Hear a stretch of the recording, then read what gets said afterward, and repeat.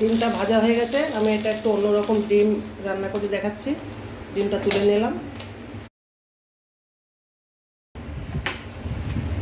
দিচ্ছি জিরে ফোড়ন,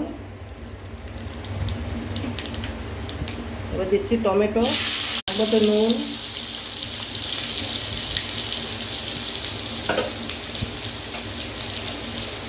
এবার এখানে আছে আলু, ভেন্ডি, পটল, পেঁয়াজ দিয়ে দিলাম।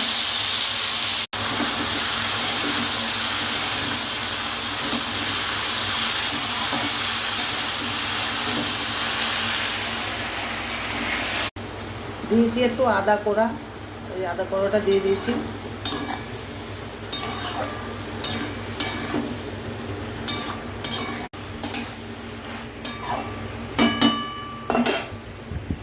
এখানে আছে শস্য পোস্ত বাটা, হলুদ গুঁড়ো, আর আছে লঙ্কার গুঁড়ো, এটা আমি দিয়ে দেবো।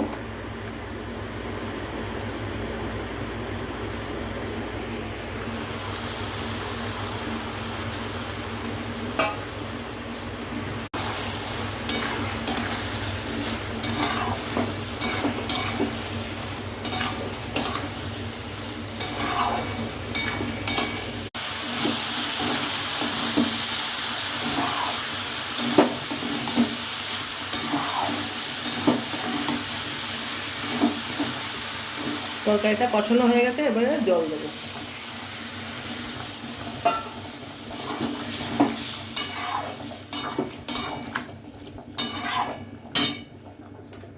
তরকারিটা ফুটে গেছে, এবার একটু গরম মশলা দেবো।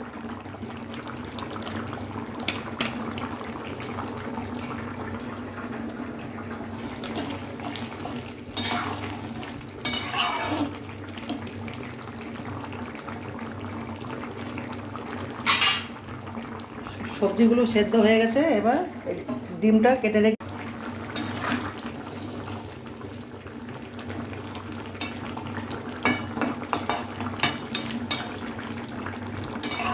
তরকারিটা হয়ে এসছে, আরেকটু হবে, 2-3 মিনিট হলে নামিয়ে দেবো।